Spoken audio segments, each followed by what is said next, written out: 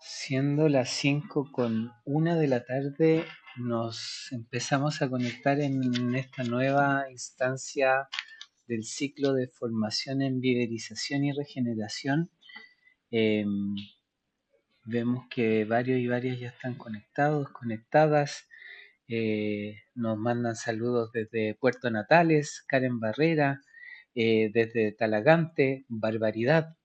Curarrehue, en la Araucanía, dice presente, saludos, Sigifredo Arriagada, también desde Florida, de la octava región del Biobío, Sara Seregat de Mafil, desde Los Ríos también, desde Laja, desde la región del Biobío también nos saludan. Estamos muy contentos de estar en una nueva instancia, entonces, y sin más vamos a partir con un gran buenas tardes a todos y todas. Eh, la verdad es que seguimos con este ciclo de formación en viverización y regeneración comunitaria de ecosistemas boscosos, que como ustedes saben es impulsado por la red del Observatorio de los Bosques y Políticas Forestales Bosque en Rama, que actualmente es ejecutado por la Agrupación de Ingenieros Forestales por el Bosque Nativo, ¿cierto? Con el Centro Internacional Cabo de Hornos y el CIEMA Concagua, con financiamiento de la Unión Europea.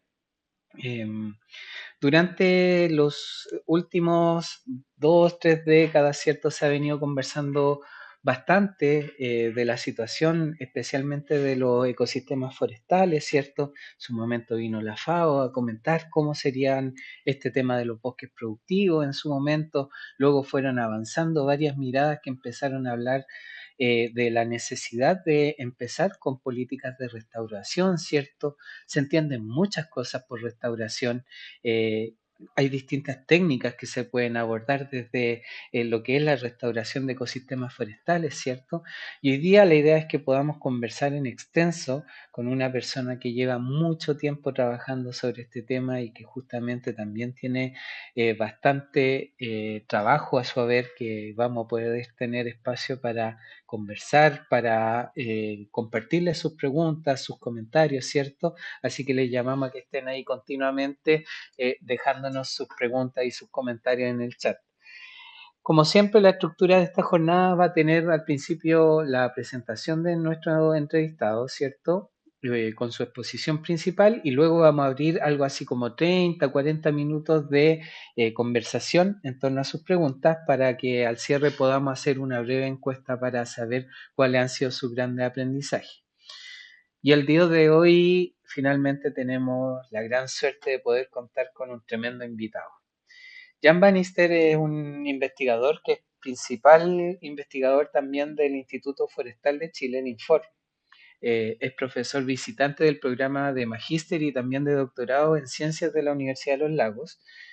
Sus líneas de investigación contemplan la restauración y ecología de ecosistemas forestales, temas de silvicultura y manejo de bosques naturales, conservación de biodiversidad, entre otras, y ha contribuido más de 40 publicaciones en estos temas, siendo uno de sus textos más relevantes en el último tiempo el Restauración de ecosistemas forestales, que produjo junto a Juan Ovalle, a Vargas Gaete y a Vivian Claramunt Torch, que el día de hoy viene a ser una especie de imprescindible para todas las personas que quieren entender la situación o el estado del arte en Chile, de lo que es la restauración, de las iniciativas que se han llevado adelante, y en ese sentido agradecemos mucho poder contar con su presencia.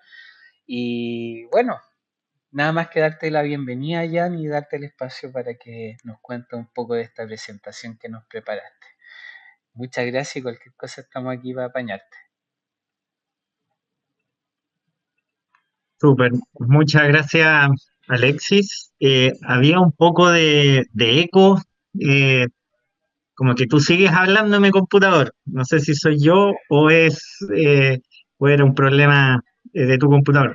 Quizás tengas abierto el YouTube de la transmisión. Sí, no, no tengo ningún YouTube. Ah, ya. Cuéntenos desde el chat si es que también le ocurre esto. Voy a parar el compartir audio para ver si se arregla este Ah, problema. ahora sí, ahora sí. Parece que yo era el problema, así que Lo siento por todo lo que tuvieron que escuchar raro debido a mí. Bueno, gracias por la presentación. Voy aquí a poner de nuevo mi... Confírmame, porfa, que todo se ve bien, ¿o no, Alexis?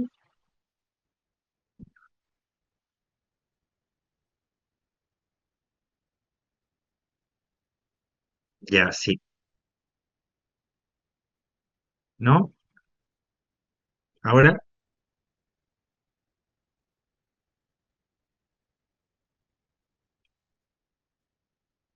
la voy a bajar de nuevo y la voy a subir.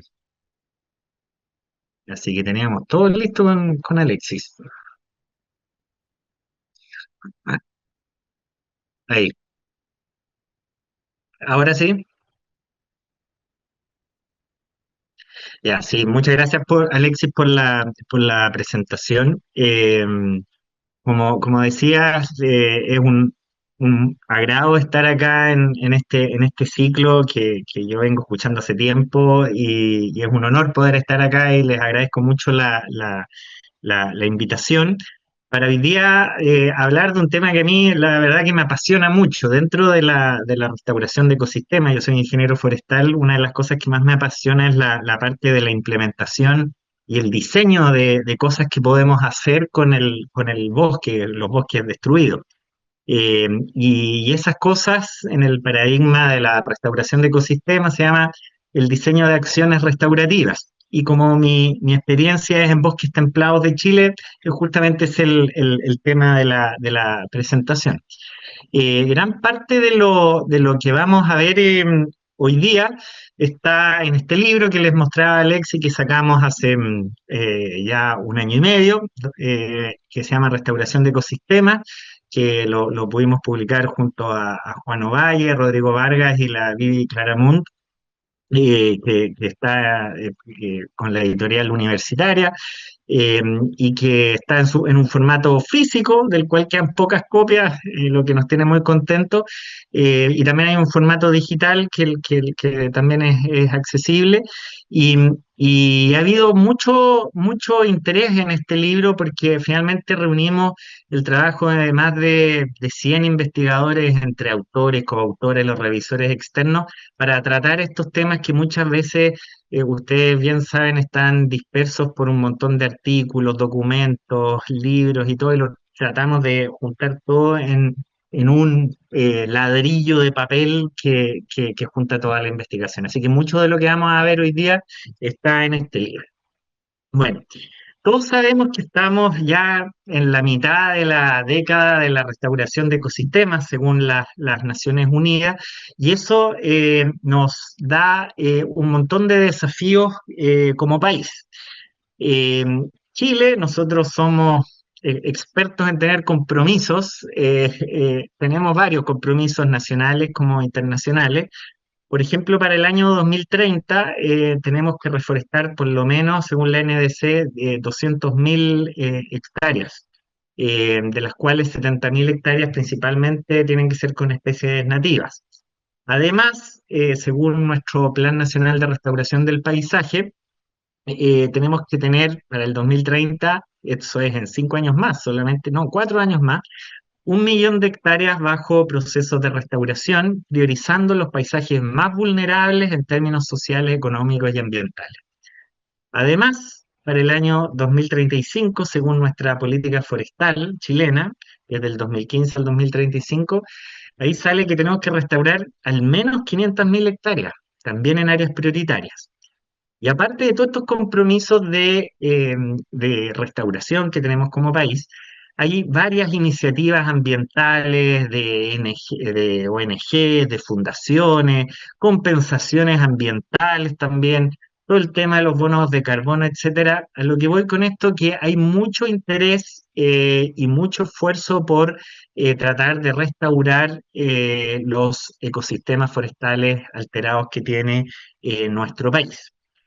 Eh, Dicho eso, nosotros como pasa el tiempo, pero hace 8 años atrás nos juntamos con varios colegas en un lugar bien aislado para poder conversar sin celulares, tiempos sin la inteligencia artificial y todas esas cosas, nos juntamos a analizar, harta gente, cuáles eran los cuellos de botella que hacían de que la restauración, que había tanto interés por hacer, no se veía en la realidad, en el paisaje en el cual estaban.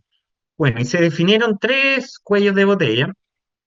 Uno era la falta de un plan nacional de restauración de ecosistemas. Que en eso se ha avanzado mucho. Ahora tenemos un plan nacional de restauración. Otro cuello de botella que era que había en los viveros del país había un bajo stock de plantas, y las plantas que habían de especies nativas tenían una baja calidad, ¿ya? Harto de eso probablemente se vio en la charla de Manuel Acevedo de hace 1 o 2 semanas atrás.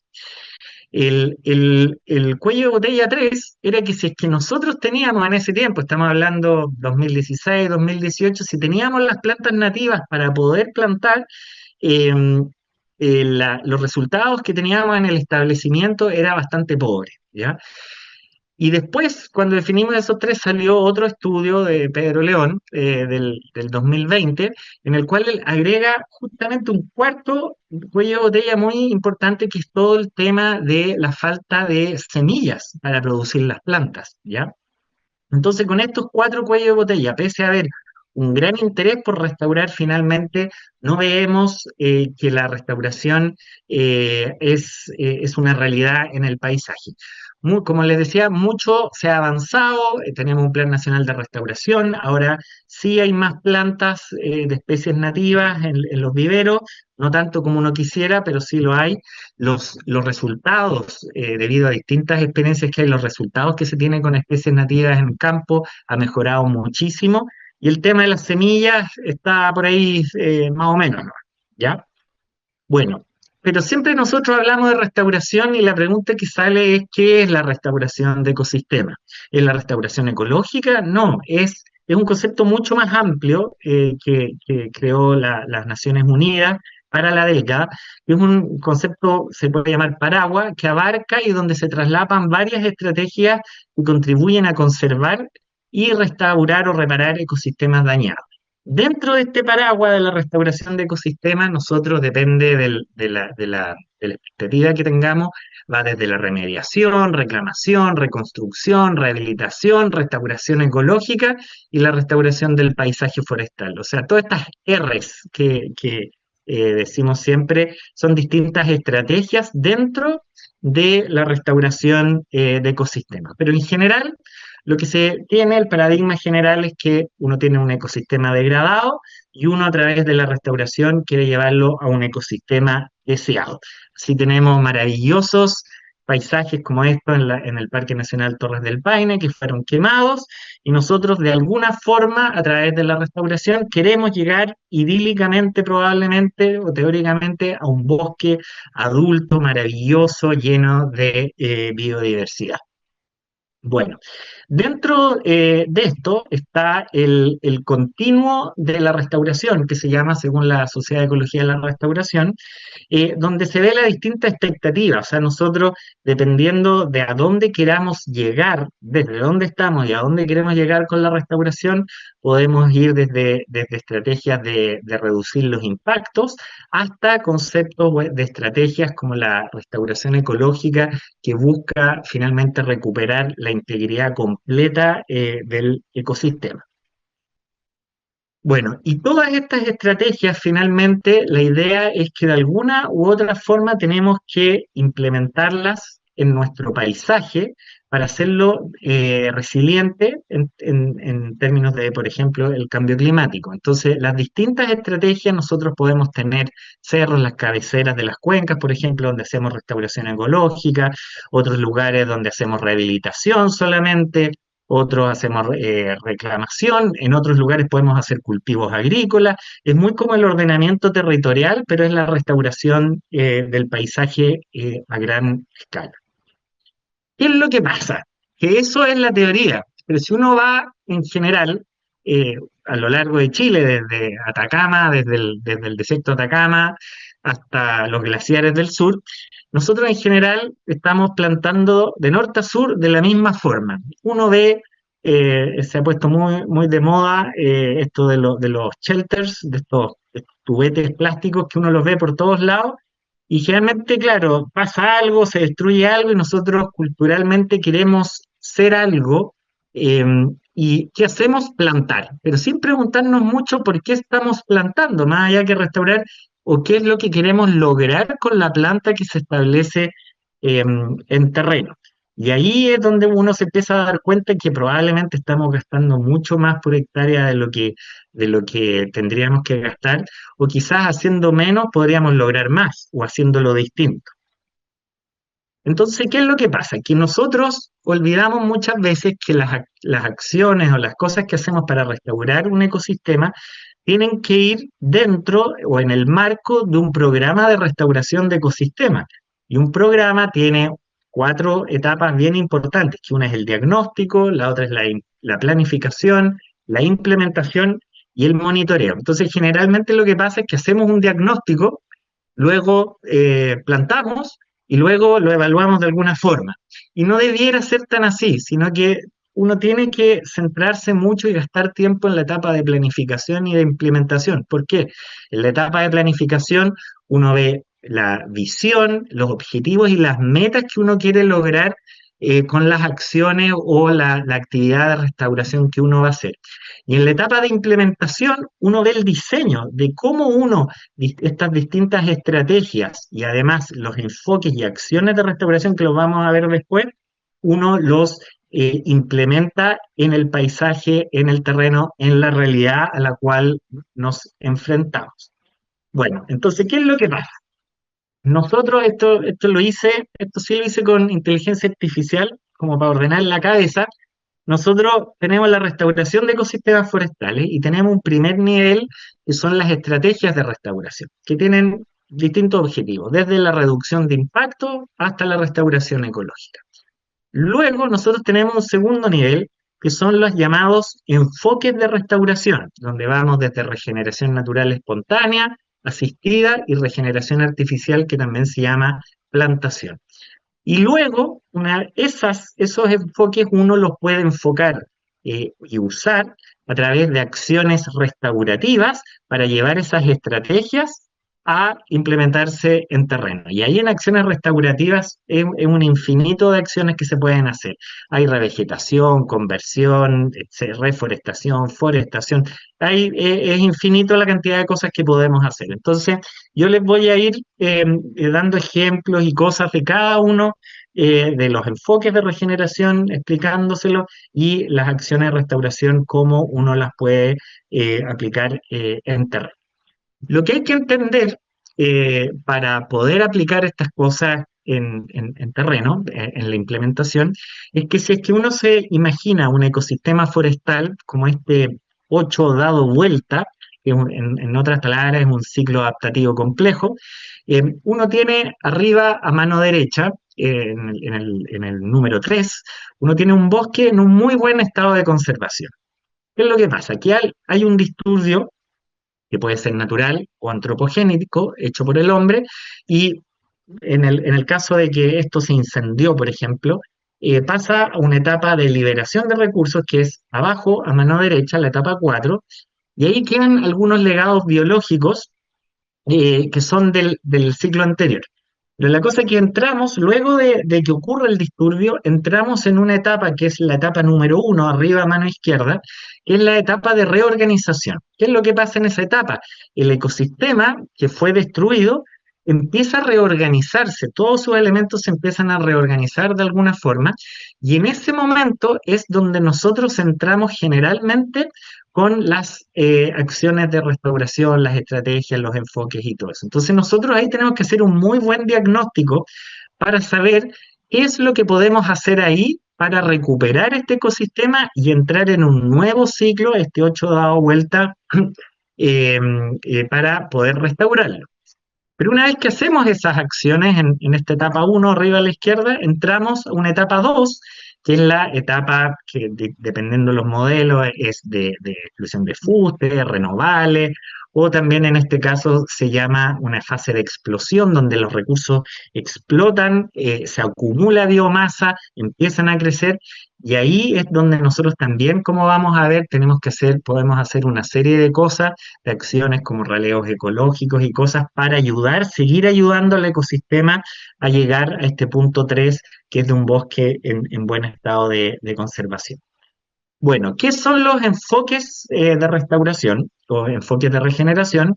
Nosotros tenemos tres enfoques. Uno es la regeneración natural espontánea, ya que es la eliminación de los agentes de degradación y uso de colonización natural, o sea, la regeneración natural espontánea de especies nativas para restaurar un sitio. Ya es usar la regeneración natural del bosque para restaurar. Luego nosotros tenemos la regeneración natural asistida, que es la regeneración natural, pero apoyada por la implementación de intervenciones activas, ¿ya? Poner cerco, en algunos casos hacer quemas controladas, raleos, cosechas, preparaciones de sitio, etcétera, para favorecer la regeneración natural que hay en el lugar. Y aparte está la regeneración artificial, o restauración activa o plantación, que es el uso de plantaciones para lograr los objetivos de restauración. Acá tenemos un típico gráfico que abajo se puede ver que es desde mano izquierda un ecosistema bien degradado a uno intacto, y hay unas barreras bióticas y abióticas que hacen más difícil el restaurar el ecosistema. Entonces, generalmente, si el ecosistema no está tan destruido, podemos basarnos en regeneración natural espontánea.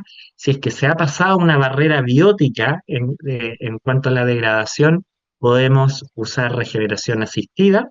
Y ya cuando ya, por ejemplo, no quedan semilleros, cuando el bosque nativo, los fragmentos remanentes están lejos, cuando el daño es mayor, cuando ya hay un tema de suelo de por medio de sitio, generalmente ya lo único que queda es usar regeneración artificial o plantaciones.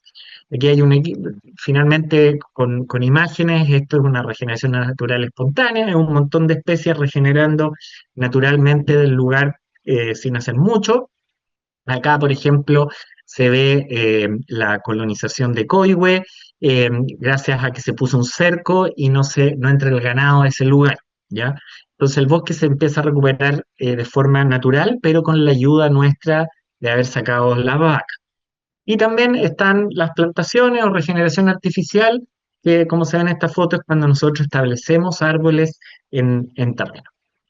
Bueno, eso se puede llevar, va paralelo a estas acciones restaurativas que, como yo les decía, son miles, cada uno de ustedes puede inventar la suya propia, y tenemos revegetación, la conversión, transformación, forestación, reforestación, el enriquecimiento, y así hay muchas otras que yo no voy a entrar, la pueden ver en el libro o después si salen preguntas podemos conversarlos también. Pero estas van a ir variando dependiendo de los objetivos y también donde uno está. Por ejemplo, acá se puede ver acciones de revegetación con cactáceas en el desierto de Atacama, de los colegas de Infor allá en la sede de Viallita, la conversión de plantaciones monoespecíficas de pino o eucalipto hacia bosque nativo, tanto con árboles como lo que se ve aquí abajo a mano izquierda,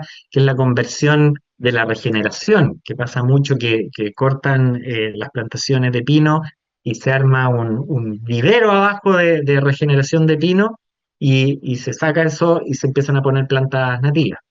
O la silvicultura restaurativa, que es que nosotros tenemos bosques degradados y los rehabilitamos a través de raleos ecológicos, raleos de densidad variable y otras acciones de silvicultura que nos ayudan a aumentar la complejidad de estos ecosistemas. Tenemos la recolonización, que en realidad es casi lo mismo que la regeneración natural espontánea, el enriquecimiento, que es, por ejemplo, cuando falta una especie en un lugar, en este caso, estos son bosques de Raulí en la zona de Panguipulli, donde se floreó todo el Raulí, no queda Raulí y uno puede empezar a sacar los coliguales liquilantales y transforma el bosque a través del enriquecer con Raulí el lugar. Y las típicas forestaciones, que depende de donde uno esté, acá son plantaciones mixtas o plantaciones con lenga en otros lugares. Bueno, todas estas acciones se pueden organizar en el paisaje. Entonces, dependiendo, por ejemplo, este es un típico eh, paisaje rural, uno puede poner, por ejemplo, tierras de cultivo y ganadería, aumentar la productividad de esas áreas para poder tener el ganado que propietarios meten al bosque, tenerlo solo en los lugares habilitados para eso. Uno puede plantar bosques, forestar con bosques de protección por el tema de las aguas, forestar con cortinas cortavientos, plantar bosques en corredores biológicos entre fragmentos. Uno puede hacer plantaciones dendroenergéticas también para quitarle presión a los bosques que uno está conservando o restaurando, rehabilitar bosques existentes para manejo de los propietarios. Hay sin duda una serie de acciones que se pueden hacer. El ordenamiento de las acciones restaurativas a nivel de paisaje permite aumentar la conectividad, por ejemplo, y reducir la fragmentación. Bueno, ¿cómo uno, ahora como para ordenar un poco la cabeza, y cuando uno entra y planifica todas estas acciones y todo, uno las tiene que implementar finalmente, ¿ya? Y para implementar hay una serie de como fases o consideraciones que uno tiene que hacer para convertir esto en realidad. Yo me voy a centrar ahora más que nada en el tema de plantaciones con especies nativas, más que en regeneración natural, porque por temas de tiempo y todo eso. Pero en general, cosas que hay que saber es que siempre hay acciones de preparación de sitio. También al usar un enfoque de regeneración artificial van a haber consideraciones específicamente para eso. Y luego lo que uno establezca o restaure en terreno también uno lo va a tener que acompañar con un desarrollo y manejo posterior. ¿Ya? Entonces voy a ir paso a paso hablando cada una de estas cosas. Entonces, en lo que es preparación de sitio y manipulación de la vegetación, la idea de preparar el sitio es prepararlo para poder cruzar estos umbrales abióticos cuando el sitio es un problema. ¿Ya? ¿Cómo quedó?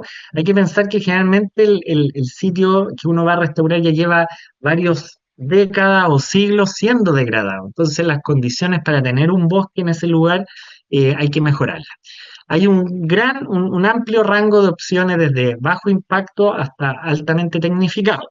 Entonces, por ejemplo, se puede tener gente cortando con motosierra la quila hasta maquinaria pesada para arar los suelos y poder plantar las especies. También en esta etapa uno manipula la vegetación, sacando la vegetación competitiva, especies invasoras, etcétera, para dejar las condiciones ideales para el establecimiento de las plantas que vamos a hacer. Hay que considerar eso sí en esta parte que la vegetación competitiva tiene que ser competitiva porque muchas veces la vegetación acompañante puede ser favorecer el crecimiento y desempeño de las plantas que nosotros establecemos. Entonces, claramente hay que tener un muy buen diagnóstico. La idea es reducir la competencia en el sitio eh, y también favorecer el crecimiento y el desempeño de las plantas que uno va a establecer. Bueno, luego de preparar el sitio viene la forma del diseño para el establecimiento de las plantas que yo voy a poner en el lugar, que ahí hay harto que ver. Los diseños de establecimiento de plantas nativas en el contexto de la restauración, eh, ¿cuál es el objetivo de los diseños? Es establecer de manera organizada y eficiente, tanto económica como ambientalmente, las plantas en terreno para lograr los objetivos de restauración. ¿Por qué siempre yo pongo lo del objetivo? Porque si es que nosotros no tenemos un objetivo claro que queremos lograr al momento de plantar, nosotros no vamos a poder diseñar un buen diseño, valga la redundancia, no vamos a poder tener un buen diseño de establecimiento, porque no sabemos qué es lo que queremos lograr. Entonces, el diseño siempre va a depender del objetivo.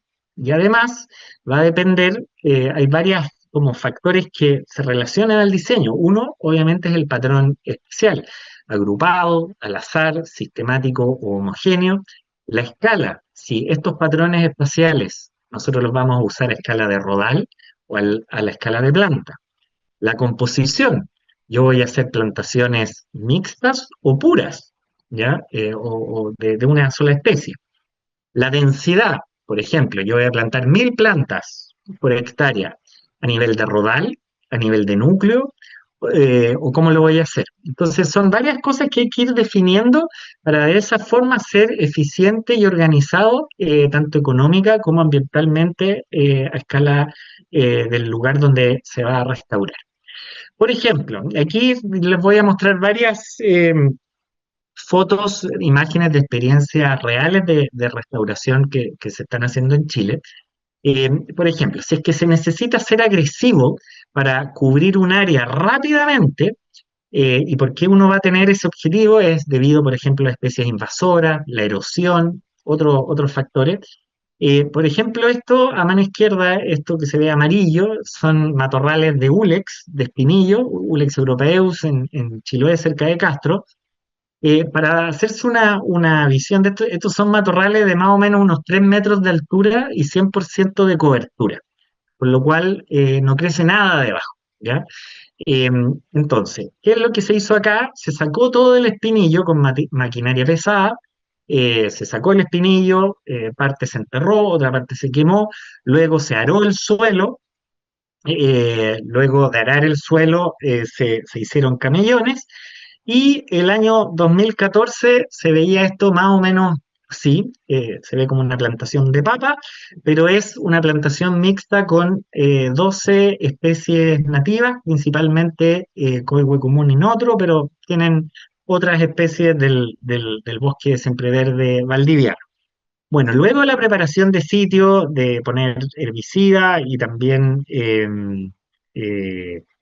fertilizante por 3 años, empezó a crecer esto. El 2016 se veía así, el 2018, o sea, 4 años después, ya se veía así, y como se ve en la foto, se pueden ver unas flores rojas del notro, por lo cual ya estamos viendo que funciones, por ejemplo, de polinización, ya otras funciones ecológicas nosotros estamos logrando a través de esto. Y el año 2023, o sea, hace 3 años, lamentablemente no pillé antes la presentación una foto actual, tarea para la casa para mí, esto se veía así, un bosque, ¿ya? Donde actualmente tenemos una serie de funciones, tenemos más o menos 30 eh, especies de animales viviendo en el lugar, hasta hay monitos del monte viviendo en este lugar, pudú, coipo y otras cosas, por lo cual nosotros a través de cubrir este espacio con especies nativas, logramos estar restaurando, tener esta hectárea, esta superficie bajo proceso de restauración. Otra forma es plantaciones sistemáticas para cubrir espacio, evitar erosión y apurar la sucesión. Por ejemplo, este es otro caso cerca de Chonchi. Este es un área que está cubierto de espinillo principalmente, moras, y habían algunas praderas un poco erosionadas. Se plantó con coihue el año 2008, 2011 se veía así, el 2018 así, y actualmente el año 2023 ya se ve ahí donde ya se ha visto pudú, se han visto otras funciones, hay regeneración natural de ulmo y otras especies, o sea, está en proceso de restauración y ya uno cumplió el objetivo de evitar la erosión y cambiar las especies invasoras por bosque nativo. Bueno, pero no siempre es necesario plantar sistemáticamente y cubrir rápido el espacio con cobertura forestal. Si es que no se requiere ser agresivo, por ejemplo, cuando hay post-incendio, cuando la escala que uno va a tener que restaurar es demasiado grande operativamente, o cuando hay legados biológicos del ciclo anterior, uno puede basar la restauración en esto que se llaman las plantaciones en grupo, núcleo, clúster, o hay varios nombres. Por ejemplo, este es el caso de las Torres del Paine, donde trabaja un colega que se llama Patricio Salinas, que ha hecho un tremendo trabajo en el Parque Nacional, desarrollando todo el programa de restauración. Acá se ha aplicado el tema de los núcleos. ¿Y cuál es la idea de estos núcleos? Es imitar un poco la dinámica que tienen estos bosques. Los bosques de lenga, en condiciones de buena conservación, se puede ver a mano izquierda, se regeneran en claros y claros muy densos. Entonces, este renovalcito de regeneración a la izquierda, que es natural, se ve muy parecido a este núcleo regenerando artificialmente en un bosque quemado. ¿Qué es lo que busca esto? Es que uno instala, esta es una figura de Shomit Saha, un colega de Alemania, donde se hacen estas plantaciones en núcleo cada cierta distancia, y finalmente estas plantaciones en núcleo van a hacer que por nucleación el área entre medio de los núcleos empiece a desarrollarse también con otras especies y finalmente se logre el objetivo de tener un bosque en el lugar. Eh, Existen muchas formas de hacer núcleos, hay nidos, hay grupos más densos, poco densos, mixtos, puros. Hay muchos tipos y uno puede crear el de uno mismo para el objetivo que uno quiere lograr en una situación específica. Nosotros hemos creado un sistema también mm, para el Parque Tantauco en Chiloé con ciprés de las Huaytecas, donde luego de hacer todo un estudio de la autoecología de la especie, llegamos a la conclusión que lo mejor en lugares quemados era plantarlo con núcleos de, creo que eran 41 plantas, cada 50 metros, tratando de acercarse a bosques semilleros o bosques, a árboles semilleros o árboles que están muy aislados, entonces uno le planta las especies al lado y eso finalmente va cubriendo todo el área. O sea, uno puede ir diseñando su diseño de plantación según cada lugar. También hay núcleos que se pueden distribuir sistemáticamente en el lugar. Por ejemplo, este es un bosque muy degradado en la zona de Huillinco, en Chiloé, que es el típico bosque siempre verde que se floreó, se sacó todo lo que era bueno para madera y después creció la quila y se llenó de quila, ¿ya? Entonces acá se puede ver, por ejemplo, el 2014, este rectángulo de 4 hectáreas, nosotros lo que hicimos, todo eso que se ve verde claro, es quila, pero son grandes extensiones de quila sin mucha regeneración debajo, y lo que nosotros hicimos fue sacar la quila y plantar coihue cada, no me acuerdo cuántos metros, pero los grupos sistemáticamente en el lugar, cosa de cubrir el área, pero a través de núcleos en el lugar. Estos núcleos también se pueden distribuir al azar, buscando ciertos micrositios o lugares donde yo sé de que los núcleos van a poder sobrevivir, las plantas van a poder sobrevivir y van a poder crecer a futuro. ¿Ya?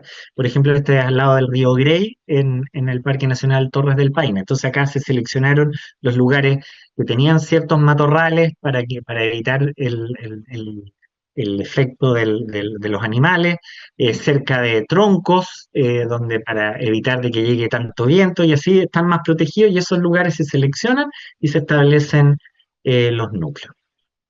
Bueno, el patrón espacial también, si es que uno quiere plantar sistemático, agrupado, etcétera, o al azar, uno puede basarse también, yo no voy a ahondar mucho en esto, pero en los patrones espaciales de las especies en condiciones de referencia, que en estos bosques que no han sido alterados.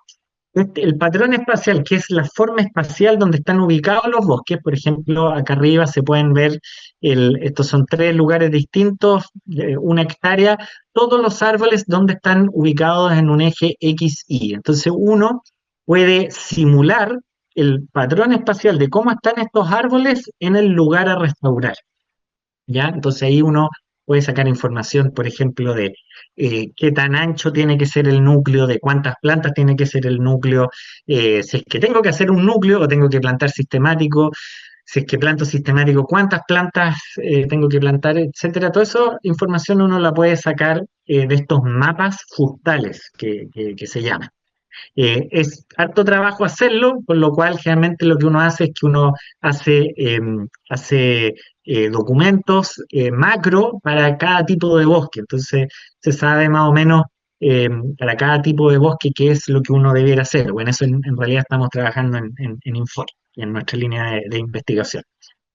Acá, por ejemplo, hay un ensayo que hicimos en la isla de Quinchao con coihue común y olivillo, el Axtoxicum punctatum, donde probamos distintos patrones espaciales agrupados, sistemáticos, al azar, en unas praderas para ver cuáles funcionaban mejor, ya con y sin malla también, que después vamos a hablar de las protecciones. Bueno, las técnicas, una vez que nosotros tenemos nuestro diseño de cómo vamos a plantar, después está el cómo vamos a plantar. Y ahí hay distintas técnicas. Y las técnicas de establecimiento finalmente buscan el favorecer el desempeño inicial, tanto en supervivencia como en crecimiento. Entonces hay un montón de técnicas, ¿ya? Puede ser, por ejemplo, plantas descubiertas sin ningún tipo de protección. También están, como acá se ve, plantas con protección natural. ¿Qué quiere decir eso? Que se plantan, como yo les decía, estos núcleos alrededor de troncos que paran el viento, mejoran las condiciones de humedad, al lado de matorrales que favorecen la sobrevivencia, etcétera, etcétera, bajan el ramoneo, etcétera. También hay mallas plásticas para evitar el ramoneo. Hay malla Rachel, que fuera de evitar el ramoneo, mejora las condiciones de luminosidad, especialmente para especies que requieren de menos luminosidad. Están los shelters o tubetes plásticos también, que son otro tipo de protección, está la malla de gallinero, y así hay varias otras opciones que nosotros tenemos para proteger las plantas y mejorar las condiciones de micrositio o las condiciones para su desempeño. Pero no es solamente esto, sino que hay esta una figura que me encanta, que la hizo Juan Ovalle en el capítulo de establecimiento del libro de restauración, donde se ve que la técnica va a depender también un poco del disturbio que hubo. Entonces, va a ser distinto plantar especies después de incendios forestales, invasión de especies exóticas, luego de talarraza, sobrepastoreo, sequía.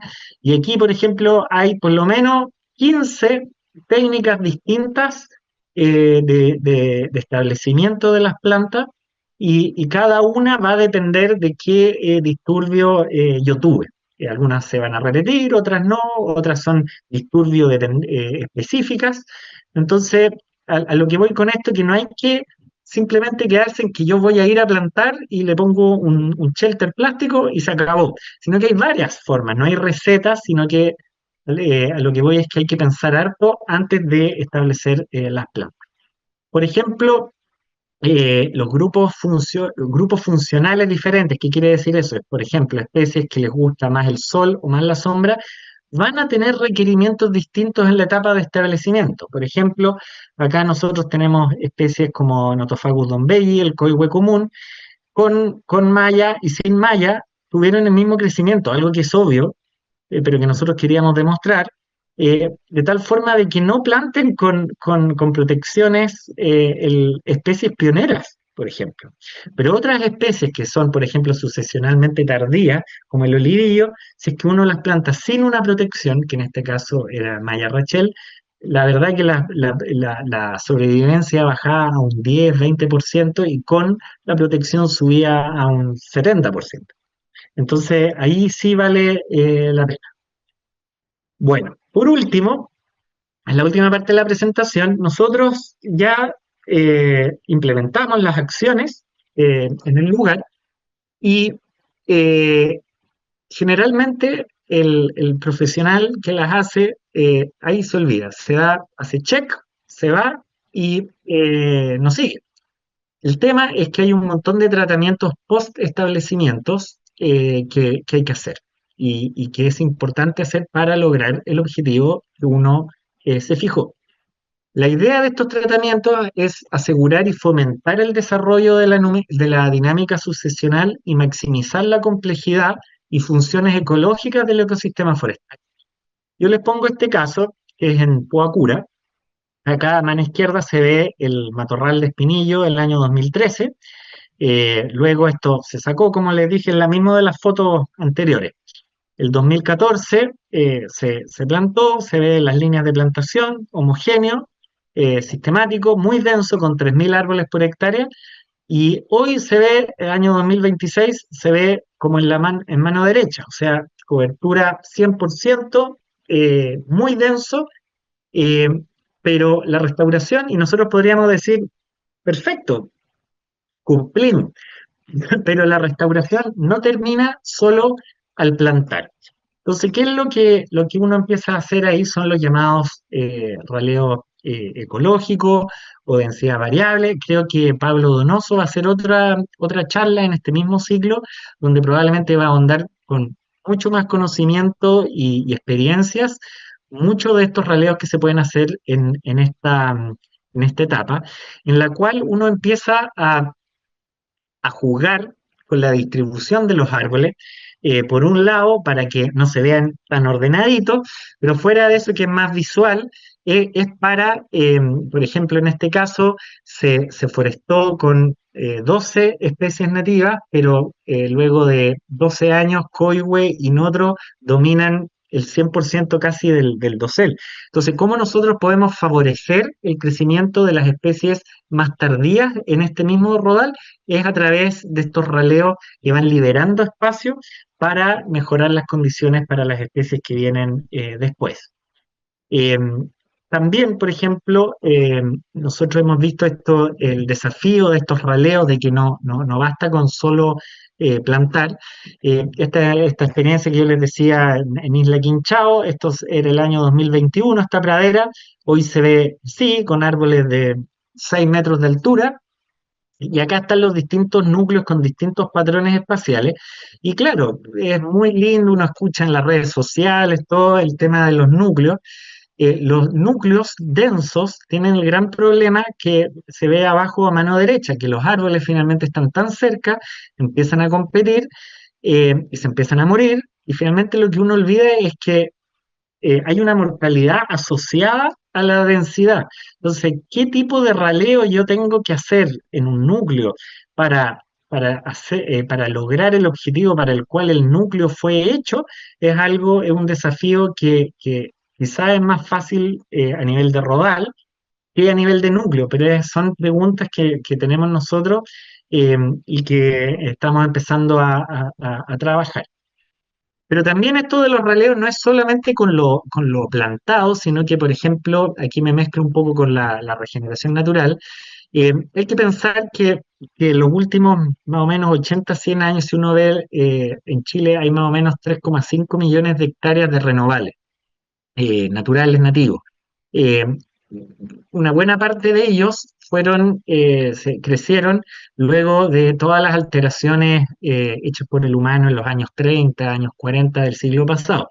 Y hoy día tenemos, por un lado, renovables de muchísima densidad, de alta densidad, que uno podría, que está asociado a bosques de baja complejidad, por lo cual uno podría complejizarlos más para que tengan mayores cantidades de funciones ecológicas. Y por otro lado, renovables que han sido degradados para obtención de leña o madera o lo que sea, también nosotros podríamos hacer ahí algo para, a través de raleos, mejorar la complejidad y mejorar las funciones que tienen estos bosques. Entonces, en estos raleos en estos bosques uno puede hacer raleos de restauración o de densidad variable. Uno puede, por ejemplo, como lo hicimos a mano derecha, eso es cerca de Valdivia, se sacó todo el coligüe que había debajo de estos bosques y luego se plantó ulmo. Lamentablemente no tengo fotos de cómo se ven los ulmos actualmente, pero ahí uno le empieza a incorporar atributos de bosque adulto a estos bosques simplificados que son renovables. La idea, por ejemplo, es como se ve aquí a mano Recording izquierda. stopped. Ya, nosotros tenemos un renoval, que de alta densidad, le bajamos la densidad, y la idea es que todas estas especies que se ven entre medio, esto no es el mismo bosque uno y el otro, pero las especies más tardías, sucesionalmente más tardías, empiezan a crecer y desarrollarse en el mismo rodal, y de esa forma nosotros le damos complejidad al bosque. Y por último está el tema de los monocultivos exóticos, donde, como se ve a mano izquierda, una plantación de eucaliptus que abajo tiene un montón de regeneración natural y muchas veces para convertirlos a bosque nativo lo que se hace es que se hace tala rasa de todo, como se ve a mano derecha que se hizo tala rasa de todo, pero creo que eso era Pino, es otro lugar. Eh, y se quiere partir de cero, ¿ya? Siendo que uno a través de otro tipo de cosechas, por ejemplo, tal las razas chicas o tal la raza en faja, uno puede promover una cosecha gradual del dosel superior para promover la regeneración natural o el enriquecimiento. Por ejemplo, esto es cerca de Angol, en unos predios de Arauco, donde se hicieron unos ensayos con pequeñas talas razas entre medio de las plantaciones de pino, y se ve abajo ahí entre los lugares plantados luego de 10 años, eh, plantas de coigüe, roble, que son intolerantes, semitolerantes como raulí y laurel, tolerantes olivillo y peumo, creciendo, y ahí ya no sé, y además de la regeneración natural que había alrededor. Entonces, no se parte de cero, sino que se usa la fuerza que tiene la propia dinámica de estos bosques. Esto no funciona siempre, hay una serie de factores que influencian, pero es un ejemplo. Bueno, en conclusión, para terminar, la restauración está definida por el punto de partida y por el objetivo de restauración. Antes de restaurar, se debe pensar bien en el por qué se quiere hacer lo que se va a hacer y qué alternativas hay. Uno siempre se tiene que preguntar también qué pasa si no hago lo que yo quiero hacer. Son preguntas que hay que hacerse. Existen diferentes estrategias, enfoques, acciones de restauración que se pueden implementar en terreno. Cada uno depende de las condiciones a las cuales nos enfrentamos originalmente y a dónde nosotros queremos llegar con este lugar restaurado. Y los tratamientos post-establecimiento buscan acelerar la dinámica sucesional del lugar. Lo que no tenemos que olvidar nunca es que la restauración es sitio y especie dependiente, por lo cual en cada lugar de Chile y en cada situación, en cada lugar de Chile va a ser distinto lo que vamos a tener que hacer y por eso nos sirven aquí las recetas. Para finalizar, nosotros junto a Juan Ovalle de la Universidad de Chile y otros profesores hacemos cada año 2 cursos que han sido muy buenos, muy entretenidos, interesantes para los que estén interesados. Uno lo acabamos de hacer en abril en las Torres del Paine, que es un curso de conservación y restauración de áreas protegidas, que los vamos a empezar a hacer todos los abril. Y a mano izquierda está el curso de metodologías de restauración de bosques, que este año por cuarta vez lo vamos a hacer en septiembre en Huinay, en Palena. Por lo cual están invitados todos los interesados y que les interesaron estos temas de la charla o los del libro a participar, inscribirse y averiguar sobre estos cursos. Bueno, muchas gracias. Acá dejo mi información, mi mail. Tenemos la página web del Laboratorio de Bosques Insulares de Infor Chiloé. También está el ResearchGate. Me pueden buscar en LinkedIn. Aquí hay un código donde creo que los lleva un video de YouTube que hicimos. Así que muchas gracias a todos y estoy súper abierto a preguntas, todo lo que quieran conversar. Tremenda presentación la que nos acaba de compartir Jan. Muchas gracias por eso. La verdad es que, bueno, vimos un poco gran parte de las cosas que actualmente necesitamos entender, ¿cierto? Para pasar a las acciones de restauración con distintos casos y varias de las preguntas que también nos hacían en el chat fueron apareciendo en tu presentación, así que te nos adelantaste en algunos lados, Jan. Em, bueno, han salido, como decíamos, varias preguntas y vamos a empezar con algunas ya para ir viendo qué nos comentan Sí. las personas. James Mm. Bander nos dice, en la regeneración artificial, ¿cómo podemos regenerar un suelo degradado antes de plantar? ¿Podemos regenerar el suelo con especies que mejoren la calidad, como espino o litre? Y también nos preguntan, vinculado a esto, ¿qué tan importante es el manejo de suelo microbiológicamente? eh, Especialmente en casos post-incendio. ¿Qué nos puedes decir al respecto? Sí, mira, ahí hay harto que se puede conversar. En primer lugar, hay un sesgo muy importante en todo lo que se hace en restauración en Chile y en el mundo, realmente en ecosistemas forestales, que es el pensar solo en árboles, ¿ya? Yo también tengo ese sesgo. Uno siempre planta árboles, ¿ya? Y es por una tradición que por lo menos tiene 120 años en Chile, ¿ya? Eh, pero nos olvidamos de las arbustivas y de otro, y herbáceas y otro tipo de plantas. Entonces, generalmente, de eso hay muy poca información y muy pocas experiencias, pero cada vez está tomando más importancia, por lo cual, si es que uno tiene, sobre todo en ecosistemas con el sitio o el suelo muy degradado, muchas veces no se puede empezar con árboles, sino que uno tiene que empezar con otro tipo de plantas, herbáceas, cosas. Hay experiencias, por ejemplo, en relaves mineros, incluso donde primero hay que ver la parte química del suelo, para luego meterse con plantas más chicas y luego para llegar a los árboles que uno quisiera. Entonces ahí es donde nosotros tenemos las distintas estrategias, por ejemplo, estrategias de remediación de suelo. eh, Ahí que son donde uno, el objetivo probablemente no va a ser llegar a tener un bosque, sino que tener un ecosistema funcional que sea mejor que lo que uno tenía antes. A veces uno no puede restaurar los lugares, pero claramente hay que empezar a trabajar más con arbustivas, herbáceas, antes de ponerse a plantar árboles. Por ejemplo, nosotros hemos tenido, ahora estamos empezando a pensar harto en el tema del espinillo, que son especies invasoras. La verdad que habría que poner otro tipo de especies que no son árboles. Muchas veces, por ejemplo, hemos pensado en poner nalca, que Mm, cubre el suelo mucho más, mm. eficientemente, y entre medio de las nalcas poner códigos o algo que crezca rápido. Entonces uno puede empezar a hacer eso. Y en cuanto a la pregunta del suelo mismo, cada vez hay más información. Yo no me dedico mucho a eso, o sea, no me dedico casi nada a eso, pero hay cada vez más información de la importancia que tiene el pensar en el suelo.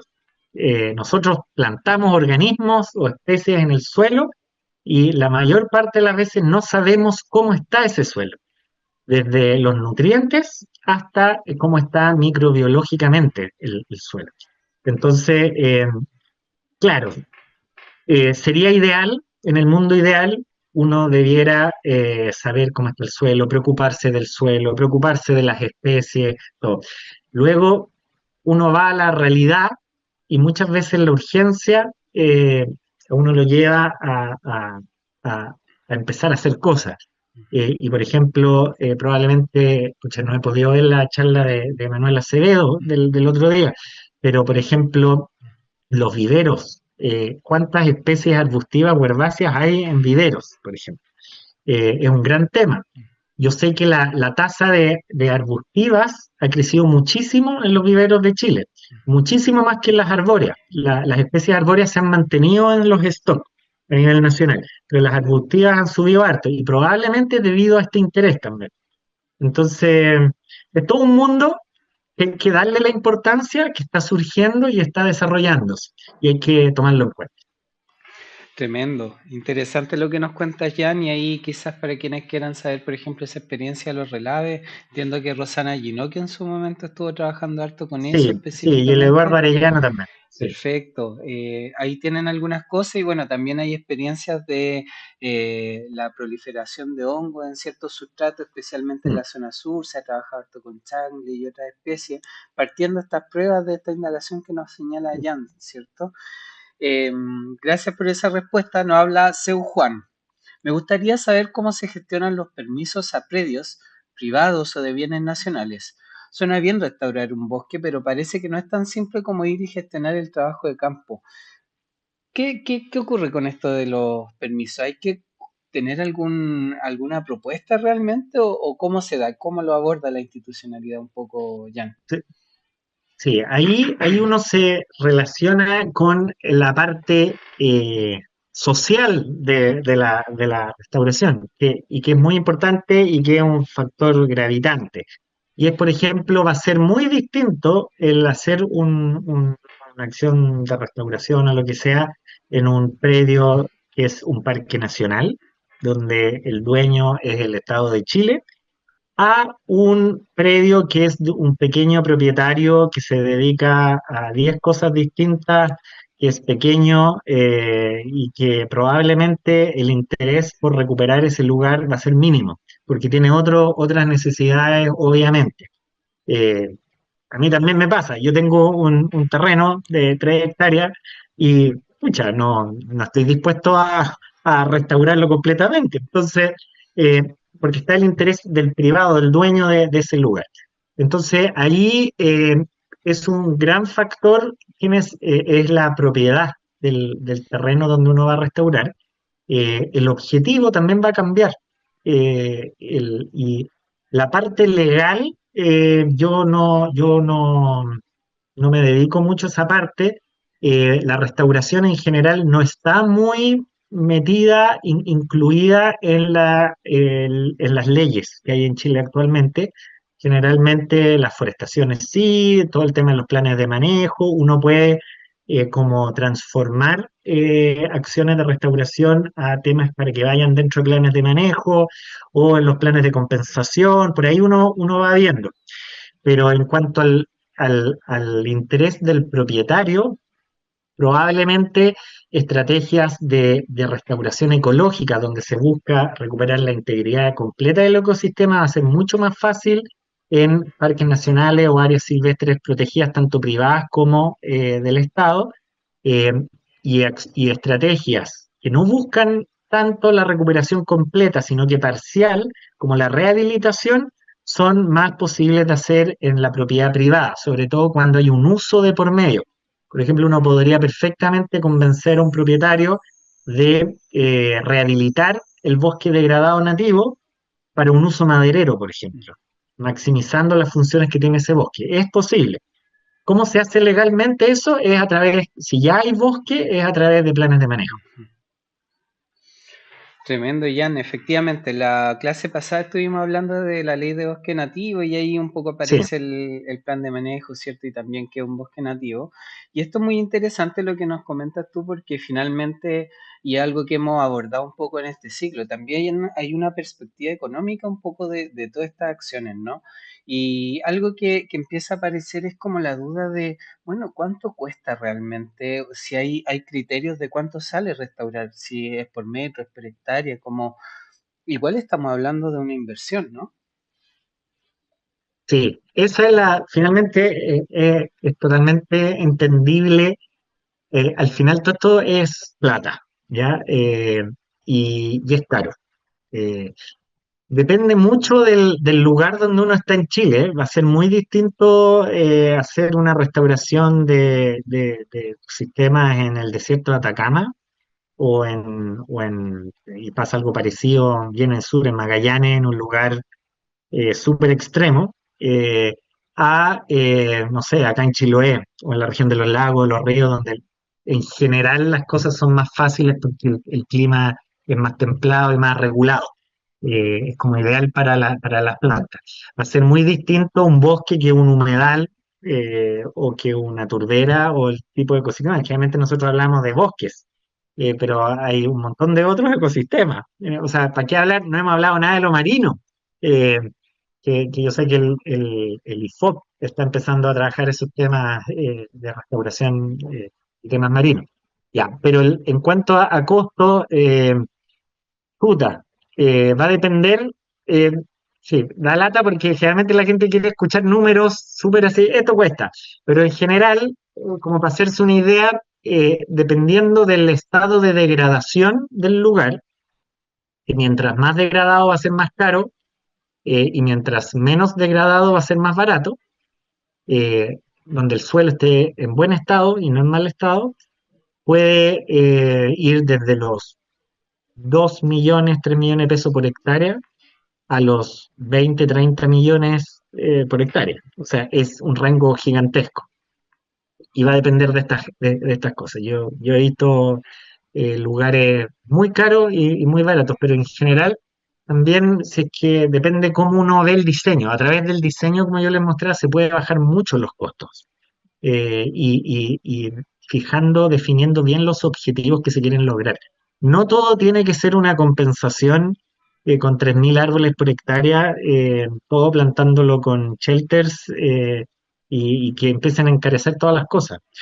Por ejemplo, encarece mucho el regadío en la zona central. Eso es carísimo. Acá en la zona sur no se necesita regar. Entonces, depende mucho de la condición, el costo que tiene, pero es algo muy caro y hay que buscar las estrategias, por ejemplo, quizás lo hablaron en la clase pasada, el tema del fomento, se necesita una ley de fomento, eh, quizás una versión, un decreto 701 2.0 para especies nativas, por ejemplo, con fines de restauración o no solo restauración y rehabilitación, que permita que la gente también maneje sus bosques. Tremendo lo que dice Jan, porque empalma también con otra perspectiva que aparece acá. En el fondo, ¿por qué hablar de restauración donde tenemos a muchos viveristas que están conectados, ¿cierto? Porque una de las cosas que se habla es, bueno, tenemos a gente produciendo plantas con alguna de los cuellos de botellas que tú mencionabas, ¿cierto? Que tal vez no hay tanta diversidad de especies, que la calidad de la planta no siempre es la mejor, pero también nos faltan muchas personas que en este momento tengan conocimiento específico de lo que es hacer una propuesta de restauración y un poco todo lo que tú nos traes a colación el día de hoy tiene que ver con algunos criterios que tienen que ver con la costo-eficiencia, también el lugar que queremos restaurar, los objetivos que tenemos, que son cosas que ya nos van abriendo a todas las personas que están mirando esta transmisión un poco por dónde va, digamos, toda esta otra pata que tiene que ver qué pasa con el momento que sale la planta de mi vivero, ¿no? Y eso cómo se empalma después con la política pública. Sí, yo creo que yo estaba pensando harto con varios colegas porque estamos pensando en ver estos cuellos de botella, fueron hechos hace 10 años, 8 años atrás. En realidad hace 10 porque nos juntamos en el 2016 y estamos en 2026. ¿Qué es lo que pasa ahora? Yo creo que durante todos estos años nosotros estuvimos diciéndole a viveristas, y si es que aquí hay algunos van a saber, estuvo diciendo, se van a necesitar muchas plantas por todos estos compromisos que tiene Chile, se instauró como la idea de que, y nosotros íbamos y decíamos, se van a necesitar plantas, si alguien quiere hacer algo, que ponga un vivero. Pero finalmente ya sabemos cómo plantarla, si queremos plantas hay plantas. El gran cuello de botella probablemente actualmente es que no hay gente que quiera recibir esas plantas en su tierra, destinar tierra a plantar. Eso cuesta un mundo y eso es lo que está haciendo, por ejemplo, los grandes programas de deforestación actuales, qué sé yo, el Más Bosque, Siembra por Chile, Notofagus, otros. eh, lo más difícil es encontrar a un propietario que quiera destinar 1, 2, 10, 100 hectáreas a un bosque. Eh, ¿Y cómo hacemos de que ese propietario lo quiera hacer? Eh, Se tiene que hacer a través de un subsidio o algo así, una bonificación. Tremendo lo que nos comenta y empalma mucho con la situación de la política actual, ¿cierto? Mientras Arauco, CMPC dicen como, oye, pongan incentivo a que nosotros sigamos plantando pino y eucalipto, ¿cierto? Para mantener esta economía que es tan importante para Chile, pero que se concentra en muy pocas personas. En realidad, tal vez la pregunta es cómo fomentamos que personas que son propietarias y también que producen plantas empiecen a generar espacios para restaurar bosque nativo, ¿cierto? Y eso quizás empalma con la situación de esta estrategia de restauración a escala paisaje que no sabemos también cuáles son los incentivos que tienen. Y ahí engancho con una pregunta que nos hace realmente Bárbara Velázquez 6447 que dice, ¿hay programas o fondos para pequeños propietarios que quieran forestar? Mira, sí, sí hay.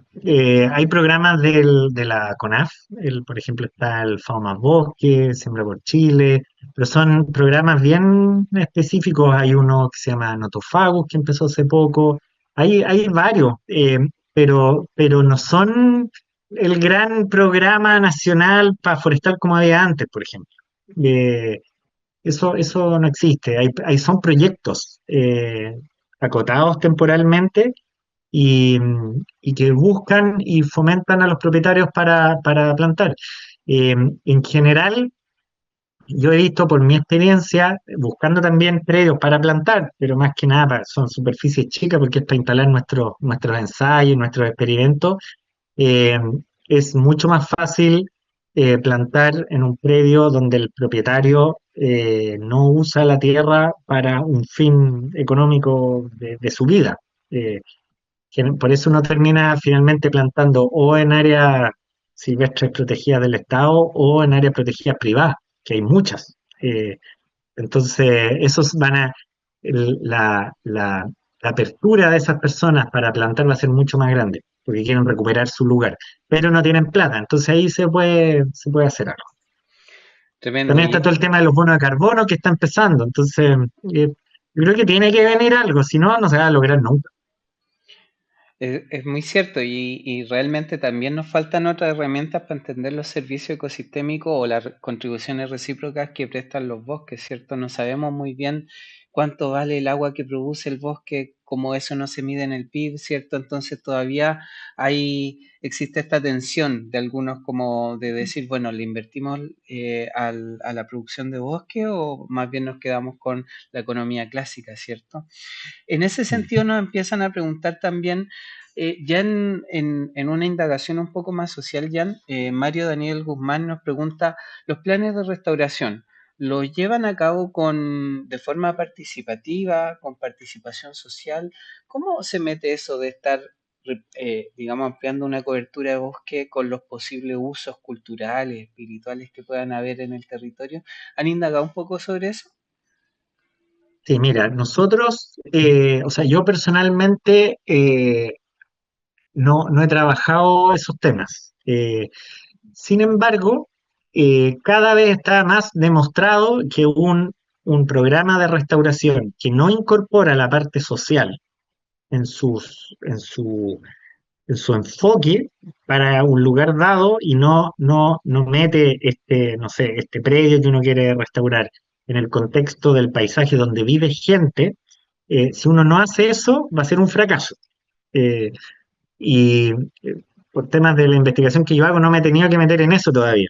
Ahora nos estamos empezando a ver cuáles son los efectos, que era un tema muy específico en el que estamos trabajando acá en Castro, donde nosotros estamos trabajando en un bosque que tiene como 100 hectáreas, al lado de Castro, al lado de un vertedero, al lado en una matriz agrícola ganadera. Entonces estamos viendo cómo el haber plantado bosque mejora el bienestar de las personas alrededor. Es algo que estamos empezando a hacer, no estamos empezando a meter porque la evidencia dice que si uno no mete esas cosas, y no las evalúa y no lo incorpora, finalmente, ¿qué es lo que va a pasar? Van a cortar los cercos, van a empezar a meter las vacas, cuando el bosque crece van a empezar a sacar la leña. Entonces, ¿cómo uno mete al humano dentro de esto? Es muy importante. Hay experiencias, hay hartas experiencias en Chile, sobre todo en la zona central, donde vinculan la parte participativa y todo eso.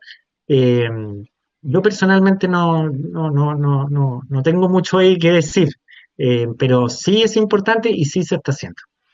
Tremendo, Jan, y eso nos da un poco de las luces de también lo que emerge en la red del Bosque en Trama, ¿cierto? Las organizaciones nos dicen mucho que las organizaciones sociales también están haciendo acciones de restauración de bosque, de cuenca, ¿cierto? De cabeceras de cuenca particularmente, y en muchos de los casos la elección de especies que hacen tiene que ver con los oficios que realizan, con algunos productos forestales no madereros, ¿cierto? Que están en juego, bosques comestibles, son cosas que aparecen y que en muchos sentidos también a escalas más micro se están produciendo. Y ahí justamente aparece otra pregunta que tiene que ver con si es que tú conoces experiencias, digamos, a pequeña escala, como campesinas, digamos, o a nivel de predios de erradicación de ULEX. Finalmente lo que vemos es que, claro, es muy difícil o requiere una intervención potente el poder erradicar esta especie, pero ¿qué pasa con esas personas que lo hacen tal vez más autogestionadamente? ¿Se conoce algo de eso o realmente no tenemos mucha idea? Sí, o sea, hay mucha experiencia, muchos datos, muchas cosas. Mira, en general, eh, lo, hay tres medidas con el ULEX que se han probado. Uno es el reemplazo con maquinaria, que dependiendo de la superficie es bastante económico. eh, eh, es más económico que sacarlo uno mismo manualmente, o sea, por la hora de máquina y todo eso. Eh, la otra parte es con químico, eh, y la otra forma es biológico, que hay también hay experiencias, pero no, por lo que sé no ha funcionado bien. Lo que la experiencia y la teoría dice que nosotros justo estamos a punto de publicar un artículo de esto. Lo que dice la experiencia y la teoría es que estas tres formas por sí solas no funcionan. Hay que mezclar. Entonces, lo que se recomienda es la extracción mecánica del Lulex, depende si son muy grandes o muy chicos, ¿ya?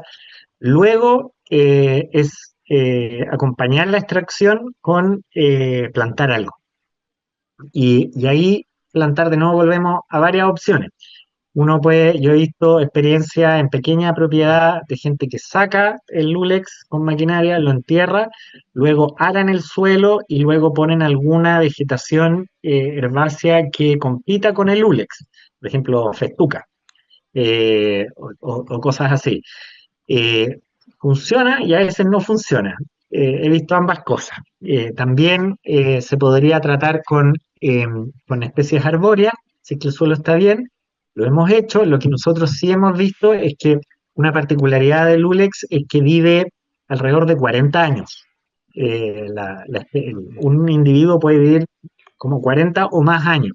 Entonces, si ya se estableció y le ponen los coihues o lo que sea encima, esa planta no es que se muere, sino que sigue viviendo, quizás no va a vivir los 40 años, pero va a estar por lo menos unos 20 años abajo del bosque. Entonces, hemos visto que los sitios mejores, donde el bosque ha crecido mejor después del Ulex, también es donde está creciendo mejor el Ulex.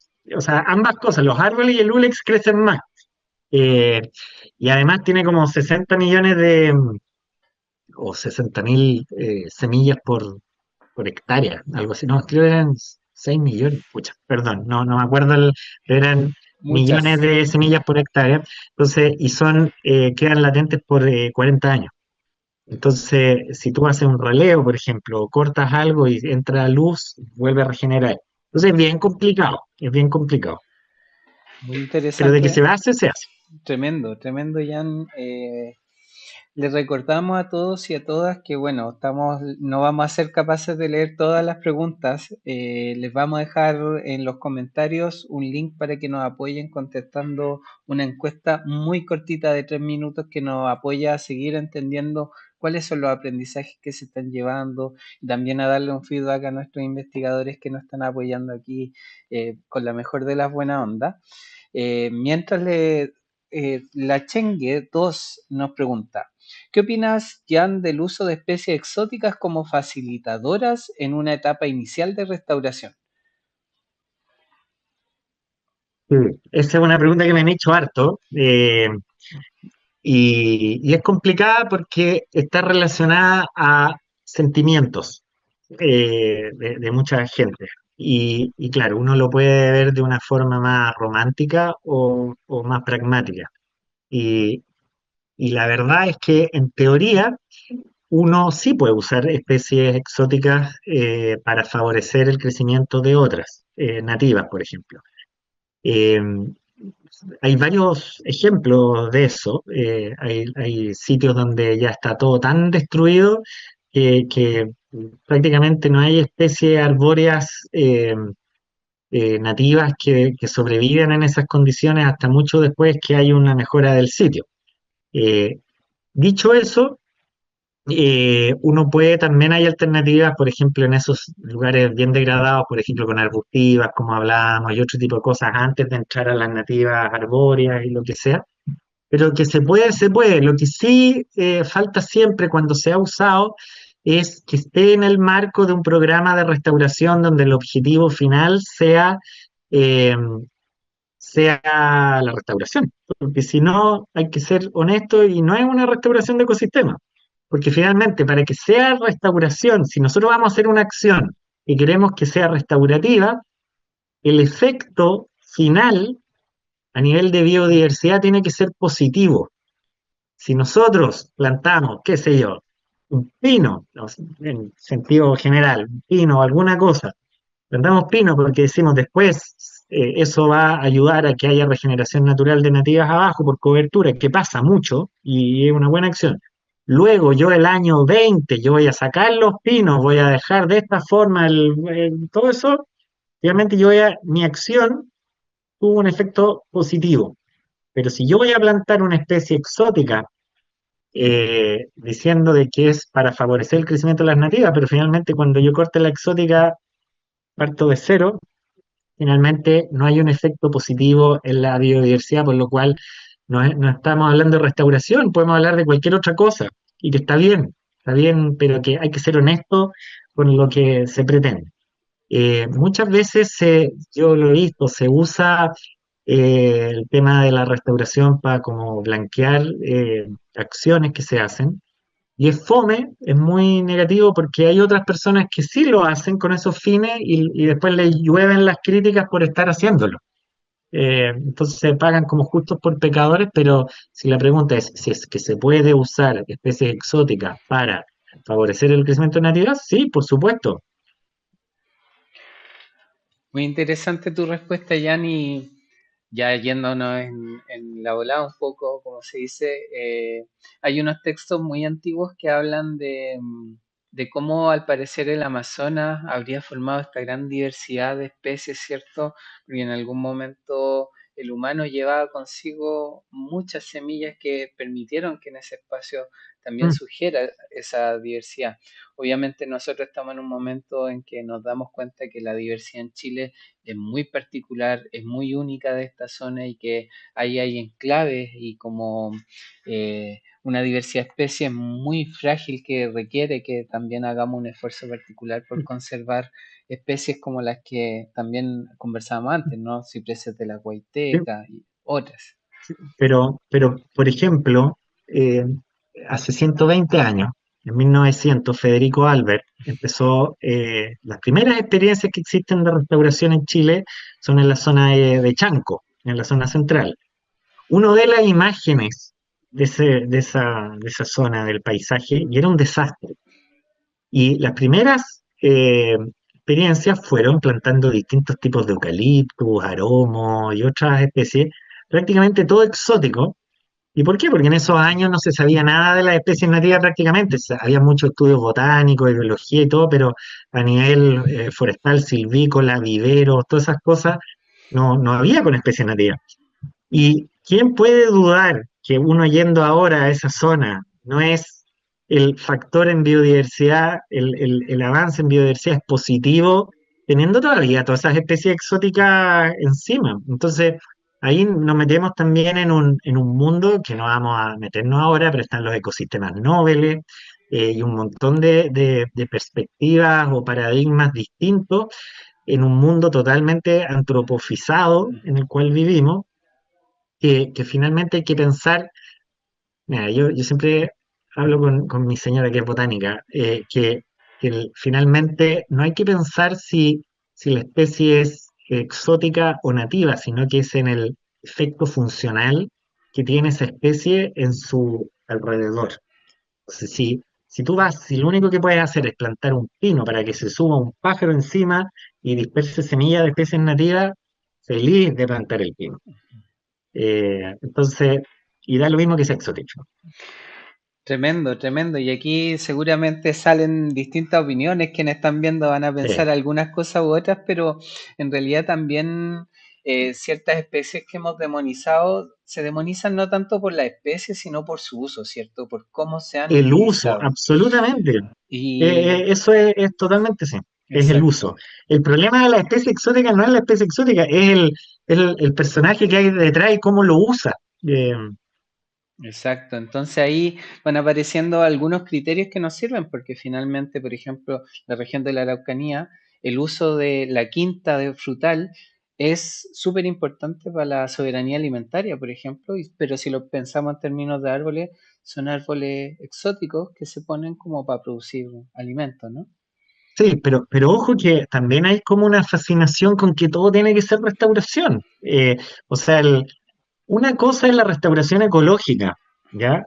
Otra cosa es la restauración del ecosistema, del ecosistema a nivel de paisaje, donde uno tiene que entender de que el hombre, o sea, el ser humano, perdón, el ser humano está dentro del paisaje y el bienestar del ser humano es importante y el ser humano va a necesitar comida, va a necesitar leña, va a necesitar un montón de cosas. Entonces, en el paradigma de escala del paisaje, tú haces restauración del paisaje, incluyes cosas productivas y ahí una plantación de pino para sacar madera también está, pero es a nivel de paisaje.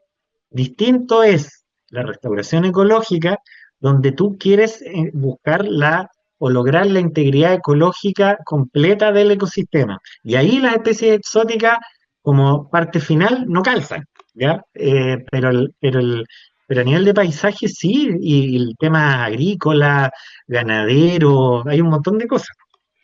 Tremendo. Estas son un poco las reflexiones que empiezan a surgir cuando nos ponemos a hablar en profundidad de estos temas. Y bueno, ya siendo las 6:27, la verdad ya no nos hemos extendido más allá de las otras sesiones. Ha estado realmente muy increíble esta conversa. Y bueno, les recordamos que nuestra próxima sesión va a ser el 22 de junio. Quisiéramos darte, Jan, tal vez un espacio para dar unas palabras finales, como terminando esta instancia, como para estas personas que se han estado reuniendo en torno a esta formación.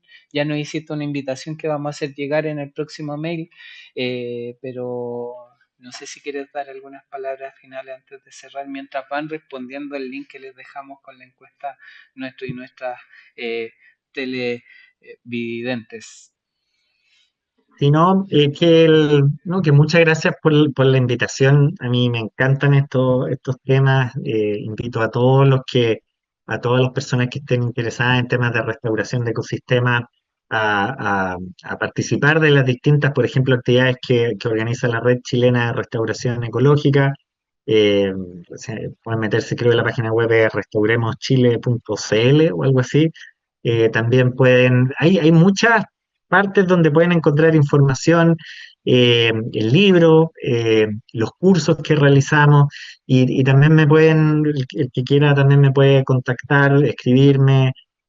Siempre voy a estar dispuesto en el tiempo que uno tiene y eso, nuestro país no va a ser un país desarrollado si no restauramos nuestro ecosistema. Y restaurar quiere decir restaurarlos ecológicamente, ambientalmente y socialmente también. Entonces, esa es como la pega que tenemos todos y invitados todos a ser parte de este tren, esta revolución restauradora. Tremendas palabras, Jan. Agradecemos mucho esta instancia, agradecemos que de nuevo se hayan dado el tiempo de poder estar con nosotros a conversar estos temas que son los que están moviendo Chile. Tomamos el guante de seguir restaurándonos socialmente, juntándonos, hablando con la vecina, empezando a hacer cosas en nuestros territorios y quedamos atentos a sus dudas, consultas por el mail, seguimos en contacto, nos vemos el 22 con justamente Pablo Donoso, con quien vamos a estar hablando temas Ah, de súper. silvicultura asociada a bosque. Entonces, la verdad es que esto es lo que le da sentido a lo que hacemos como Bosque en Trama. Les mandamos un tremendo abrazo, que sea una excelente semana. Se viene el tiempo de Huetripantu para quienes piensan en el fin del ciclo, ¿cierto? En términos del sur. Así que un gran abrazo a todos y todas y esperamos que les haya gustado tanto como a nosotros que estuvimos apoyando desde el equipo Bosque en Trama junto a Jan Bannister en esta ocasión. Un saludo afectuoso a todas y a todas, que estén muy bien y nos vemos cuando podamos. Saludos.